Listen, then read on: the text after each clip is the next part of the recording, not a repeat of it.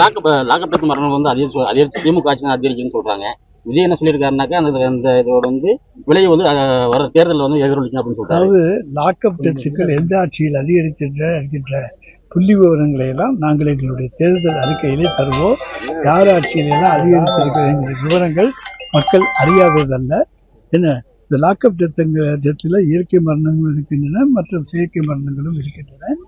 இவற்றையெல்லாம் நாங்கள் புள்ளி விவரங்கள் எடுத்து தருவோம். இந்த லாக்அப் டெத் என்பது விஜய் சொல்வதைப் போலவோ மற்றவர் சொல்வதைப் போலவோ எங்களுடைய ஆட்சிக்கு எந்த விதமான பாதிப்பை ஏற்படுத்தாது.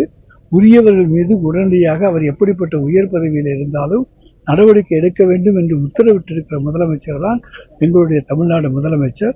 நாங்கள் யாரையும் பாதுகாக்கவில்லை. சாத்தான்குளம் சம்பவம்லாம் தெரியும். எவ்வளவு விசாரணைக்கு பிறகு அவர்கள் குற்றவாளிகள் கண்டுபிடிக்கப்பட்டார்கள், கொண்டு வந்து நிறுத்தப்பட்டார்கள் என்பதெல்லாம். நாங்கள் யாரையும் பாதுகாப்பவர்கள் அல்ல. சட்டத்தின் முன்னாலே யாருக்கு தண்டனை கிடைக்க வேண்டுமோ அவர்களுக்கு தண்டனையை பெற்றுத் தருவதுதான் இந்த அரசினுடைய நோக்கம்.